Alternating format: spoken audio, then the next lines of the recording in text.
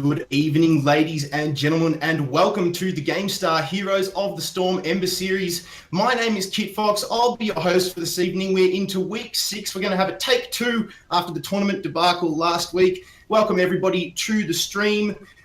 Just going to run through the prizes really quick. What's on offer tonight? As usual, $50 up for grabs. Thanks to Gamestah, to the winner of the tournament. There is also the MVP, the Plantronics MVP award. That is for the Rig 500 HD headset, and the players will get those nominations nominated by the casters, who we'll get to very soon, and by you guys, the Twitch viewers. To get involved on that, all you need to do is type !MVP into the Twitch chat, and then hit enter, and then on the next line, throw out your MVP, and then you will go into the draw to win. That is right, you get a chance to win a Ladybug Anubarak skin thanks to Blizzard ANZ, and we're not going to give away one, we are going to give away 2 of those Ladybug Anubarak skins. So once again, !MVP into the Twitch chat, then hit enter, and then on the following line, throw out your nominations. But we're going to get straight into it. We've got the IceboLd fan club and the team Exile3 going up against each other, and we'll throw you over to your casters across the pond. Good evening to Skimmy and Starving. How are you, Starving? How am I? I'm pretty good. It's been 2 weeks when there's some people were memeing in the dungeon I was. Yes. But I escaped. You have escaped. Back. So how are you? Oh, I'm good, mate. I'm keen to cast again. I've been keen. casting solo with Kitfox, doing a great job actually standing in solo for you. Yeah. But obviously we need that Steamy synergy. It's what people tune in for. That's what they're looking for. So waiting for this draft to get underway, and here we go. We're not waiting because it happens when we trigger. It's into that standard map veto system that we're quite used to at this stage. Round 1, it's Exile3 actually up against IceboLd Appreciation Fan Club. A bit of a meme with that one, really. A lot of fan clubs coming out in this ANZ region. Yeah, well, I guess, they're all fans of each other, and I guess that's just some showmanship of how loving the scene really is. And, of course, that's a joke in itself. But Exile3, banning out their, least liked maps, I guess you could say. Garden of Terror, no surprise there, Skimmy. I'm not keen to see that anytime soon, they say. And Blackheart's Bay for the first one for IceboLd. And what I'm really interested about Starving is we've just had a big new patch. We've had this whole sort of revelation in terms of the meta switching to more split-pushed, or some people to say specialist-dominated era. So I'm really curious as to whether or not we'll see some of these bigger maps where split-pushing can give you that much more of an advantage actually coming to fruition. I mean, we've still got Cursed Hollow on the board. Yeah. And with things like Zagara and amongst, say, Asmodon even still available nowadays, it's just a lot scarier to really leave up. Yeah, definitely. Zagara, one of my favorite characters. Really, really keen to see how she plays out, and I'm pretty interested to see if people start banning out those sort of things. Just an experience of earlier scrims between them. So I'm pretty fresh off the block, I must say. It's going to be pretty interesting for me, just seeing people scrim in this new game, I guess you could say we've found ourselves. Well, it essentially is a new game. I mean, the meta is going to drastically change as a result. We're down to Cursed Hollow and Sky Temple now, and traditionally speaking, Sky Temple would be the go-to, but here we go. The new map, the new patch, really, has sort of aided towards this new draft that we're most likely going to see coming out here. Yeah, definitely. So Cursed Hollow being the selection there, and people, well, IceboLd Appreciation Fan Club already hovering the Zagara, already locked it in, so they're not keen on that global pressure. Nidus, of course, being so strong at the moment, but maybe we'll be able to see that later on tonight's games. But Exile3, they got their first ban coming up now. Haven't quite dipped into their time pool yet, but 10 seconds left on the clock. They're really thinking about this one. Yeah, absolutely. I mean, global pressure is going to be even more important. You saw Brightwing being hovered beforehand, but I think Brightwing would be a bit of a waste, especially as a first ban, given that Zagara is still on the board. Taken away quite rightly so. It's whether or not now Exile3 decide to actually ban out the file state or just give it to IceboLd. Oh, wow. They've actually taken out Kerrigan, though, which makes me scratch my head. Not really the most common pick on this map. Yeah, I'm scratching my head too, Skimmy, but maybe, with the buffs she has had recently, increased health pool and that sort of carry on, maybe people are finding her very hard to deal with. It's going to be interesting to see as well, like we say, whole new big pond out there for us to swim in terms of game changes. So, IceboLd Appreciation Fan Club, their first pick's going to be the Falstad, and I'm a personal big fan of that one. Love the Gusts. Yeah, I mean, we expected that one to come out. You got obviously good players on the side of Exile3 that would be quite happy to pick that pick up. Definitely. But yeah, Global Pressure is going to be the name of this one, especially so. It's where Exile3 go from this one. Do they go early into those specialists, or do they go the more standard route of picking up a tank and their range assessment of their sort? Yeah, definitely. You've got a lot of time to think about this at the start. I think, to combat the global presence, they could even pick up like a Tyrande or something like that. They kind of show if they're going the double Suedo support, I guess you could say, though, which is kind of a bad thing. But the global pressure on Tyrande, very, very strong with the bird. You can stop the curse being picked up. Always very effective. Maybe even Dahaka on this map, a lot of brush.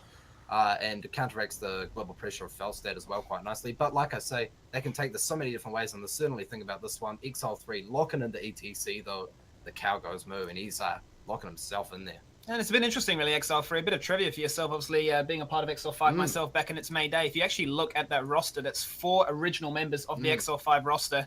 We even have Acro, who was one of the founding members of the team, who only played for a few months before we ended up parting ways and going elsewhere. But it's interesting to see some of these boys actually come back, have a bit of fun.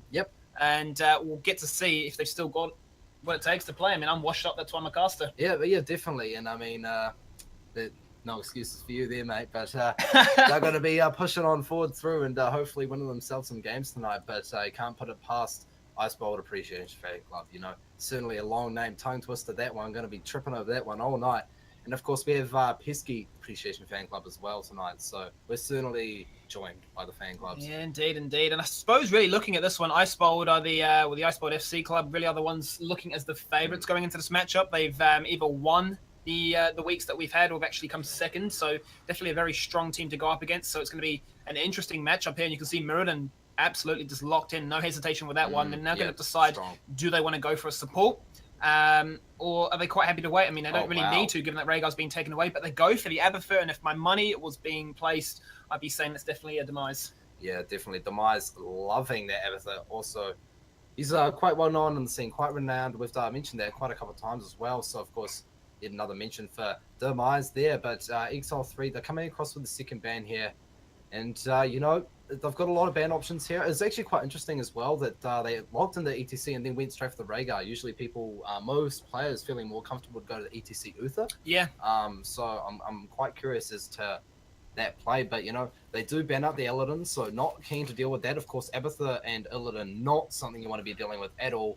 And maybe that's just something to think about when they ban the Kerrigan. I was just going to say, with the Rhaegar pick, the only thing that can really sort of spring to mind with that is they're thinking, hey, if they pick up that Kel'Thas or a Wizard of some sort, they'll at least have some solid AoE healing to top things up with. But, IceboLd have responded from the Illidan ban with a Kel'Thas ban. So it's interesting to see that these, what used to be first bans, have now swapped out to the second ban roles. Exile3 now with their next set of picks. And just to briefly touch on that point about Abathur before, obviously these two teams, star players, be it Ninja and Demise, were quite well known for their Abathur play between the two. So it's a matchup where it's almost whoever can pick it up first is going to try and flex their might the most on it.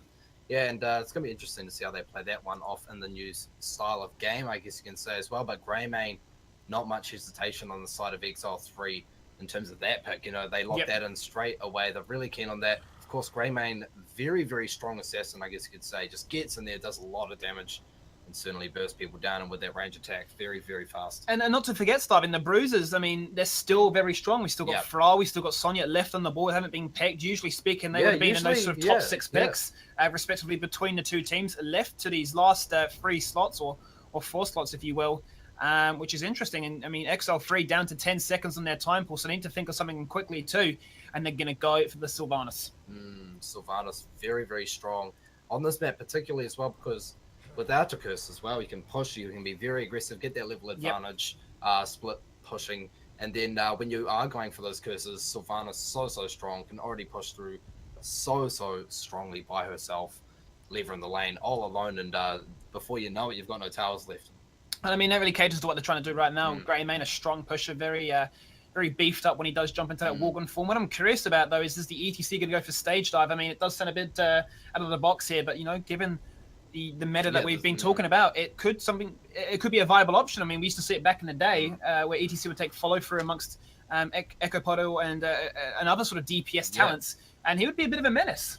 Yeah, hard to say, though. I mean, Uther, of course, being picked up now for IceboLd, and with the Divine Shield, it's quite hard to say, because if they do get off the ETC ultimate and they Divine Shield someone like Thrall, just goes in with the Thunder and can really split that ultimate up. Of course, if he's in a good position, he can he can cancel the ETC ultimate from without being in the fight.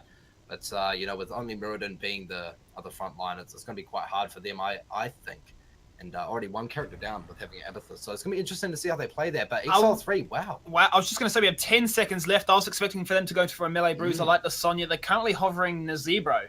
Yeah. And I mean, I haven't seen Nazebro for a very, very long time. Yeah, they were trolling us. It's going to be Stitches. Double tank, and this is something we've seen quite commonly, especially in the European scene, where they actually pick up Stitches not as a tank, but more so as a bruiser. Full toxic gas talents. Yeah, and certainly scary. Don't want to have to be dealing with that, because once he hooks you into a 1v1 sort of scenario, you're really not going to be getting away, and you're certainly going to be dying very soon.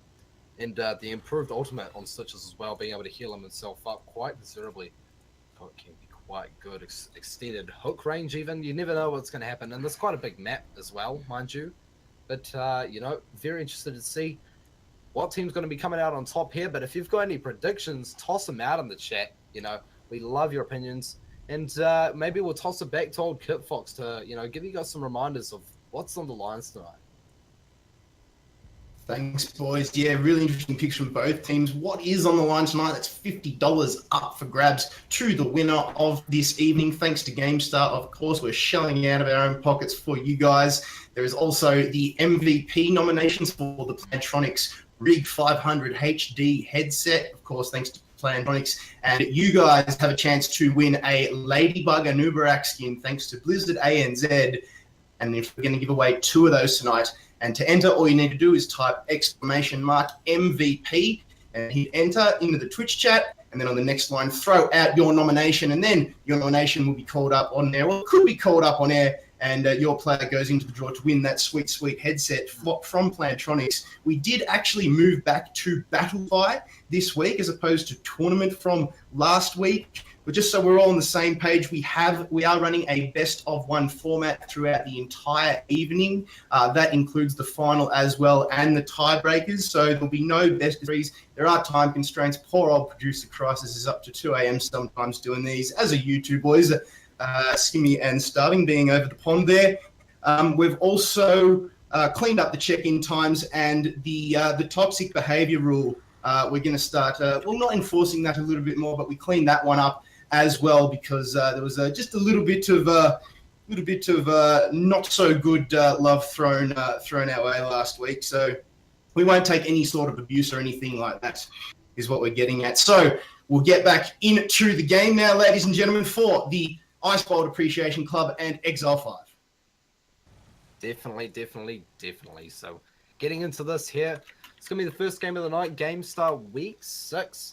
Take 2. Take 2 indeed, and we've gone past the drama of last week. We're going in tonight with a good vibe, a good feeling. And, just to touch briefly on these 2 team comps, we didn't really talk about it too much beforehand. I mean, you're looking at these 2.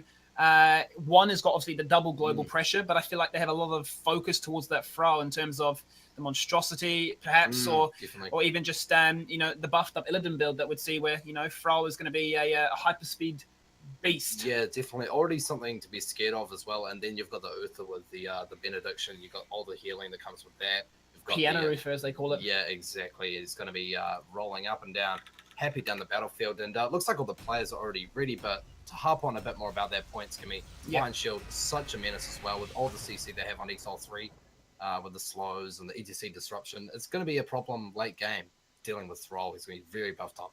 Yeah, and I mean, he's strong in the early game. I'm just concerned as to how they're going to try and, force these ones out. Are they going to decide to give up a lot of stuff early just to try and get the split push game on? I mean, if they do leave it to Sylvanas to do what she does best, they're going to push. And I feel like they're going to just try and do a clash of the 2 different styles here. One going for all-out team aggression, whereas the other's going to try and soak and abuse as much as they can and find advantages through, lanes being constantly pressured. And it begs the question, will ETC go for the stage dive to respond, or will he just lead the charge and go for the standard mosh? Yeah, I think something I also wanted to say, is tonight's going to set the whole pace for how the games are going to go. You know, because of all the changes that have, taken place since last week, even. It's going to be very, very interesting. And I'm so intrigued to see how these players are going to, really turn this around. And with the bans as well, very, very interesting. But we are loading in, so why don't we take a look at the teams? Who's playing on what side? It's going to be on the left-hand side. we do have the IceboLd Appreciation Fan Club indeed. We've got Lahal playing Felstad, Demise on Abathur, very good Abathur. Revolta Solve playing Thrall, Luminum on Uther, and IceboLd on Murden. That's the one on the right-hand side leading the charge. It is Luckadog playing Greymane. Ninja in a new roles on ETC. Acrosis is playing Sylvanas. Zekin is on his famous Rhaegar. And DJ Dangsy 420 filling the boots on Stitches. He's got that Master Stitches emblem there. Very, very pretty with his hat. Absolute baller there. But someone has a potato PC. You know, they're waiting on their loading screen here. We're certainly waiting. Yeah. Is very keen to get into this one. But toss out all your MVP predictions in the chat. Remember what Kitfox said. If you want to get into that raffle, I guess you can say, into the draw to win yourself a Ladybug Anuba Rack skin at the end, type exclamation mark MVP, just hit old enter, and then toss your prediction out. So, well, toss your opinion. It needs to be out. in a separate line. Yeah, a separate line. That's very important. So, you know, practice and chat. Just type it a lot. Type whatever you want to have a bit of a banter, have a chat with your friends, and let's get into some good old Hearthstone. Now, this is week 6 of the Ember Series. So, fantastic to be back, Skimmy. Let's get into it. Indeed, indeed, indeed. And, you know, it's just something that we didn't touch on just before, which, you know, is really curious in my eyes, is the fact that they've gone for Abathur, but they didn't ban out the Sylvanas. So I feel as if given Abathur's that late game sort of hybrid where he's wanting to try and take as less damage as possible, or the least amount of damage, I should really say, pre-10, if Sylvanas gets a good rotation with the rest of the team, they will punish you. And then, you know, that snowball will definitely come about. So that's level 1. And we can already see that, 5 members of Exile3 are going to go straight towards the mid as they try and play those mind games, whilst the rest of IceboLd split a piece both top and bot. Of course, Demise making his way mid. It's going to be interesting to see how he's going to start things off, and he looks like he's going to be picking up that mine build there, well, to start things off at least. So maybe that's a show of what's going to go on. But look at this curious play. Yeah, they're doing the KVA strats, looking for... Oh, didn't quite get that. I think they may have actually spotted that. No pings actually went out. Very, very nice, though, to set things off. It was a good hook attempt, honestly, because you say, generally speaking, that's where you'd expect an Abathur to be. But, you know, Demise, well-versed on that hero, decides to sit in the mid lane. You know, he's not going to fall for those, you know, tricky tricks like that one. So it does cost him a little bit, but nothing too much at this stage, as the lanes were already pushed out in favor of IceboLd. But they're going to get in time to prevent themselves losing much XP. Yeah, I was just going to say, Stitches may have a bit of trouble down there dealing with Revolta Solvers, at least with the Abathur hat. But, of course, can be quite vulnerable to the ganks. But speaking of ganks, here goes Lahal at the top lane, going on to Zekin here, dropping him considerably. Stun comes out, but the wave does not stop Acrosis. Manages to get out of there. Very, very nice use of that Sylvanas. Yeah, and, you know, looking at this bot lane, I feel like it's definitely going to be in favor of Revolve to start off with. You can see that the trade, especially if the Abathur hat does come on top, but the beefiness of that Stitches is only going to get stronger as this game goes on, and you can see he's already gone in for the slam talents. It's going to get more well-diversed as this game does go on. But you can see a bit of banter going between the two boys in chat there. But, you know, standard stuff so far. Crosis trying to push this lane in. There's 2 men in the top lane there. He's got Rhaegar, and they're trying to deny what this Falster can accomplish on his own with that global split. Yeah, Felstad's certainly going to be able to accomplish a lot on his own. He can pounce, I guess you could say, fly from lane to lane, getting that soak XP. But speaking of that, Luminum coming in for a gank here. Abathur going out onto the Uther, establishing that kill and getting the snipe onto Sylvanas there with the stuns. Very nice use of very aggressive Uther there, actually managing to get himself a kill. Yeah, they did get that nice rotation going up, and actually IceboLd missed the Stormbot. He actually died before the Stormbot even came out, but it didn't matter. The kill did come about, and still 3 members in the top lane do force Exile3 back for the meantime. But really liking that synergy, though, between the Muradin and Uther there. Yeah, absolutely. You can definitely just sort of carry on that sort of CC stun lock that was a thing for quite a while. I suppose it still really is. Yeah, it's always been this. You can't go wrong with just overlapping stuns. There's no diminishing returns to worry about. So as long as you keep an eye on that UI, somebody is going to get peeled back. Yeah, definitely. I mean, they've just got really good timing, I guess I should say there. Really like that. Indeed, manages to get themselves that kill very early. 1-0 for the side of IceboLd there in his fan club. But you know what? The first tribute is spawning here, so it's anyone's guess who's going to be going for this. But Zekin and Acro already here, contesting this with Aluminum and Mahal. And this is where IceboLd's team are going to definitely want to try and delay this for as long as possible. They want to try and get some Abathur split push pressure. You can see they're already getting the kill into Stitches, so making it a 4v5 really favourable for them right now. Big power slide comes across onto 2, but there's no follow-up for that one to go across. Luckadog rocks up from the backhand side now, looking to try and snipe out the Falstead. He's going absolutely ham on his own, but he can't find the kill. The aggression is still coming out there. Yeah, very nice power slide by Ninja there. Actually managing to get away as IceboLd comes in with the Abathur hat. Actually gets taken out by Sylvanas. And returning the favor back onto the mincemeat himself. But Luminum desperately trying to get that tribute there. Actually getting another kill out onto that Rhaegar there. So, you know, Revolve to Solve says, no thank you, and comes through. Doesn't even have follow through yet. That's just Zekken doing Zekken things, you know, aggressive plays, as he'd like to tell you. I mean, he did it. Aggressive plays. From what my analysis would be there right on the spot, is he's jumped in there to try and delay for as long as possible, but at what cost, you know, they don't I don't want to see any Exile3 plays. I don't want to see, I mean, this is tilting me watching it right now, but, you know, I don't understand to a degree why they did that, because, you know, it favors what IceboLd's team are trying to accomplish. They want to delay this for as long as possible. They're already getting split push. You're going to see they're a level up. They're just playing to the game plan that they're after. You can see already Ninja's gone to the bot lane, split pushing. You've got Stitches in the mid. They've given this one up. Yeah, and what a shame, you know. They had to give it up after all that time. It was looking like they were actually going to get it at some point. Wow, Demise nearly dying in the bot lane. Yeah, definitely. Almost getting taken out there. But just wanted to talk about that, how they got pulled away from all that was going on. Very, very bad. But they are going to be able to come back. You know, they're not out of this one just yet. Of course, Sylvanas, such a great split pusher. But, you know, what is IceboLd doing? They are getting their own hard camp at the bottom lane. That's going to, I believe, push towards the mid lane and keep going down there. But Lahal being so aggressive, the Abathur hat at the top is going to be such a nuisance. And, of course, being able to fly around the map is even going to be more of a nuisance. Yeah, right now, the macro game's just in favor of IceboLd. You can see they're already onto the Mercs. You can see Exile3 almost kind of running around with their sort of tails between their legs, trying to look for an opportunity, but it's not really presenting itself right now. They're going to go for the golems, the fat boys in the bot lane right now. Good timing for that one, as once again, this tribute does spawn in that top sector, so they're going to find value in that one whilst Abathur's still sitting there. But, you know, with this one here, they're both on even talent footings. They need to look for a play, but Stitches is getting caught again. Yeah, definitely. Just got CC'd there, and with the Abathur hat, and made short work. Oh, look at that. He ninja'd it as well. Could call himself Ninja, actually, so I'm sure Ninja's going to be angry about that one. But Falstad, you know, just sweeping on in, grabbing that tribute, and that is 2-0 for the slide of IceboLd and his fan club there. So, you know what? That's not looking too good for Exile3 at this point in time. They are going to have to wait this out and try and get a pick here and there. You know, and look at this nice CC coming out from IceboLd, just sustaining himself for that little bit longer in the bot lane, well, the mid lane, sorry, and getting himself out of there. But, you know, they're just really trying to look for some sort of opportunity on the map here, Skimmy, it feels like. This is really good for them right now, because they're actually going to win the race for level 10. They're actually trying to juke out Ekro. Oh, yeah, he patiently gets out of the one. Good haunting wave to deny himself of actually dying in that lane. You know, level 10, when you're ahead as an Abathur comp, you've got to feel good about that one. And due to the algorithm, we've seen 2 in the top. It's going to be bottom left this time around. If the team knows that they can play around it.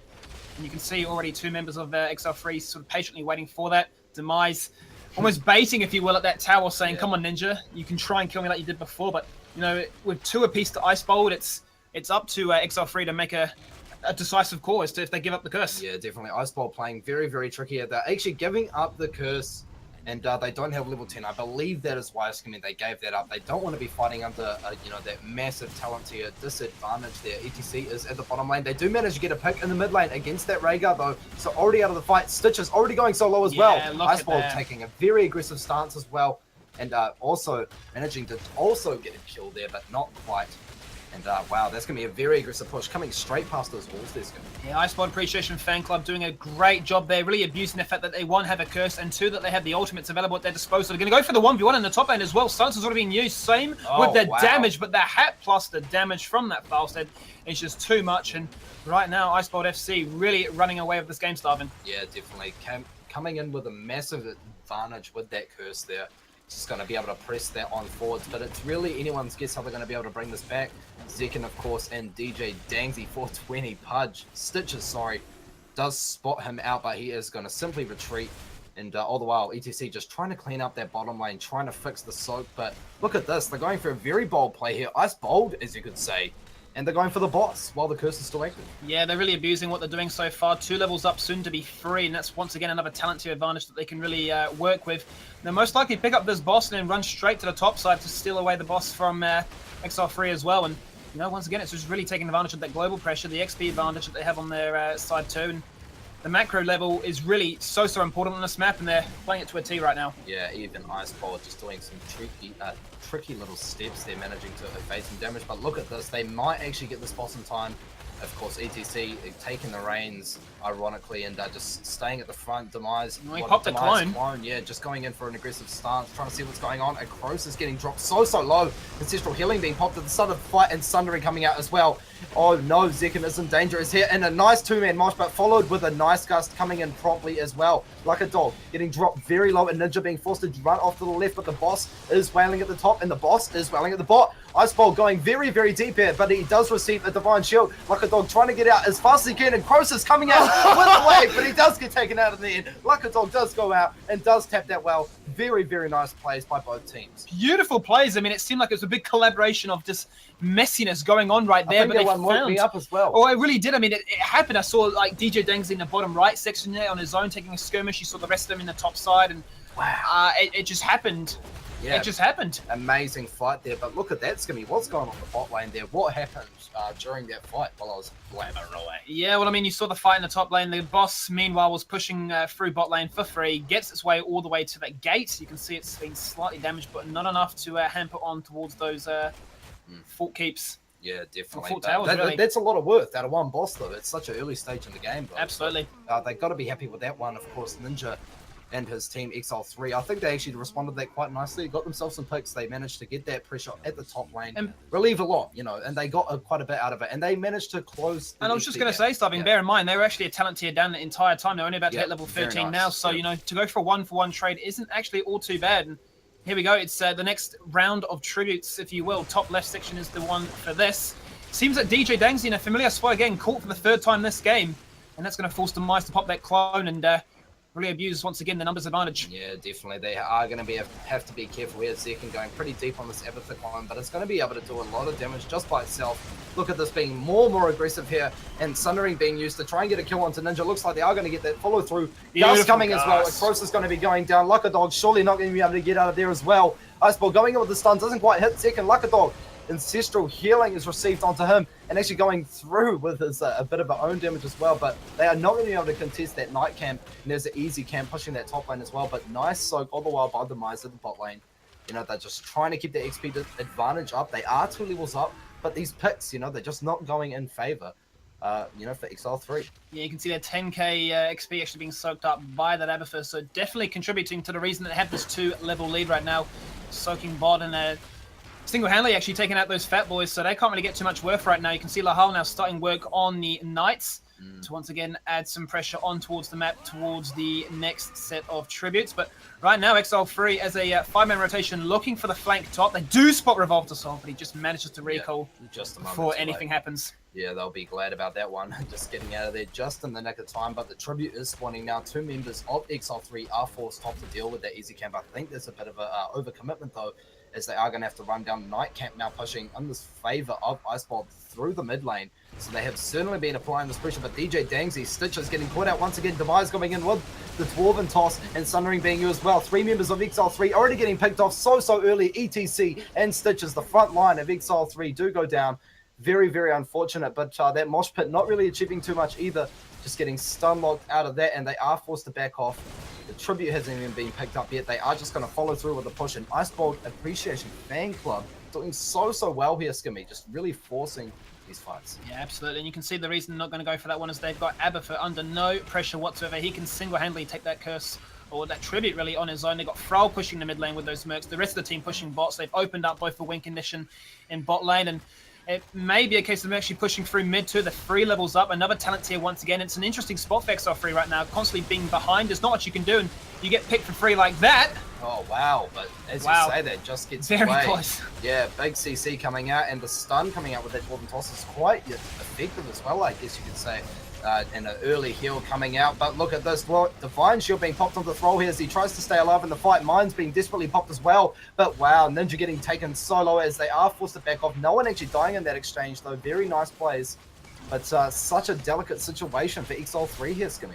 Yeah, you know, they're just trying to find a pick where they can sort of taking these scraps off and try and really hamper this advantage that IceboLd FC are running with right now. Yeah, but in terms of ultimates, I mean, they had all their ultimates down apart from go for the throat. I mean, they burnt Ancestral very early, expecting Greymane to take a bit more damage, but you almost feel as if IceboLd's team there were just looking to try and bait out some some reactions. Yeah, definitely, and they succeeded in that. And with this XP disadvantage that Exile3 have, you know, it's going to be so hard for them to kind of contest anything here and until the later stages of the game where level 20 does even things out.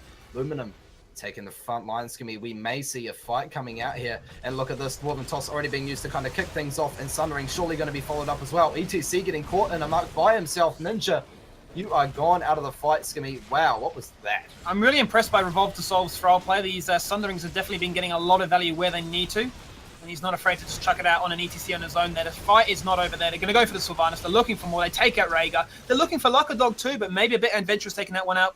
I mean, it was the perfect time for them. Still a talent tier down. They've got the boss available. They've got the curse in that bot lane for them to pick up to take this keep. I mean, right now, everything is going right for IceboLd FC. Yeah, and I've got 20 seconds to work with on the clock here. They can simply just walk away from this curse, start a boss, and then pick up the curse after that. Look at Demise there, just sleeping next to it. Well, I mean, he can all the time in the world. He can be very, very confident here, knowing that, you know, they do have to watch point. They've got a lot of vision there. And of course, his team is going to be commenting like crazy. But they are responding to go to top. But of course, that curse is going to hit, and it's going to be so strong when that boss spawns and pushes through the bot lane. And of course, they can just respond by going straight to the top. So going to be very, very scary for Exile3 in this sort of situation here. And I was just going to say, Starving, I really like the patience that Demise had there not to pick up the curse too early. I mean, he realizes that they're in such a strong lead that he doesn't need to rush it. He realizes that nobody's actually going to come and check because they're too scared to force a fight in such dire situations. I mean, with this, they're looking like they're threatening to actually go for a core end. I mean, if they take out this keep with minimal damage to that boss, they can run straight towards that core and try and finish this game sub 20 minutes. Certainly looking like that. Look at the positioning of Revolve to Solve here as we do posture for a fight. He is trying to get a nice lineup with that Sundering. All ultimates are off cooldown except for the Muradin ultimate here, but we are going to have to wait and see. Boss is starting to wail away and now is pushing through that bot lane, and look at this. Acro already forced to use that Sundering, actually missing there, but Acro actually getting taken back into the fight. Ancestral Healing being popped onto him, silence back onto Lahal. He is forced to get out, and look at this very, very nice entangling coming out onto all players of Exile3. Nice stun with the mosh pit as well to actually interrupt that. So much going on in this fight, but all the while the boss is wailing away on the core, and Ninja does get taken out in the end, followed by a second member of Exile3, and Acro trying to do the heroic thing, trying to get a kill onto at least Aluminum, but no, unfortunately not. They do manage to take the game, and wow, what a first game. What a game indeed. I mean, we saw them posturing for it. It looked like that was the play. The play actually came around. I was a little bit concerned there for a second because we saw the whiff between the synergy on both the Sundering and the Gust. Yeah. And I thought this could be the moment for them to turn it around. But then Exile3 actually got, I believe, 3 members caught in the boss's route. Yeah, so and I mean, you know, when those ultimates are down, ETC's thinking, sweet, I can get my mosh off for free. Didn't really have the desired effect. Yeah, I mean, we'll have a quick look at the damage as well, Skimmy. Abathur topping off with 53,000 damage. You know, going quite a nice build there. But look at Stitches as well. He took a lot of deaths that game. We did see him getting picked up very early, and of course resulting in them having to kind of have to retreat off some of these fights. Some of the curses that were picked up, well, the tributes picked up earlier in the game, were actually free take for IceboLd Appreciation Fan Club. So very, very interesting first game, kind of setting the pace there, yeah. Who would have been your MVP and for what reason? I would have to say Abathur, Demise. Good call. Just because his presence around the map was really good. I really liked how they kind of synergized with Falstad, the Lahal playing Falstad. Yep. Whenever Lahal flew off, you know, he would always be flying in, just, digging himself back into the lane, pushing that lane, and just making any advantage of that. So, yeah, I would have to go Demise. I agree with you as well. I mean, I did actually really enjoy what Thrall was bringing to the table. They Revolved to Solve playing it quite nicely with those Sunderings especially. The all-round package, really. I mean, you see top siege, hero damage, as well as XP contribution, and the actual clones themselves never seem to be chucked out for free. It actually had a bit of an impact towards them. So, in my opinion, it would definitely be Demise. But we'll chuck it over to you, Kitfox, and see what the chat's been saying. Yeah, the chat seems to be echoing pretty much what you boys have been saying. They're on point tonight, the old Twitch chat. They seem to think Demise with those Abathur clones, especially when he popped them on Lahal as Falstad. A couple of the boys lit up in chat when they saw that one. So, yeah, I think this one is pretty black and blue. This one, I think, is comfortable to go to Demise, boys. Definitely. So, you know, congratulations to Demise once more. You'll go into the draw to win the Plantronics Rig 500 HT MVP gift, I guess you could say. You know, you're going to go on to win that, and that's thanks from Plantronics. So thank you for that. But going for that, of course, throughout the night, type in exclamation mark MVP and get yourself in the draw to win that. You could come out with a headset. HT. Yeah, I mean, definitely, whilst the players themselves are going into the draw to win the headset, you yourself can actually go into win those skin codes. Yeah, definitely. From Blizzard ANZ, so both swag for them, swag for yourself. 2 Ladybug and Ubrex skins up for grabs thanks to our friends at Blizzard ANZ. So definitely exclamation mark MVP, space, then who you think is the best player. We bounce between our own predictions and yours. But for the meantime, we're going to chuck it back to Kitfox as we do load up for round 2. Great cast, boys. Don't forget that MVP giveaway for the skins is only open to followers of the channel, ladies and gentlemen. And when we draw the raffle, it does actually say if you are a follower of the channel or not, and it broadcasts it to everyone who's watching. So avoid your shame. Click that like button in the bottom left corner. It doesn't cost you a thing. You might win yourself some sweet swag. We'll be back very, very soon with round 2 of the Gamestah Heroes of the Storm Ember Series.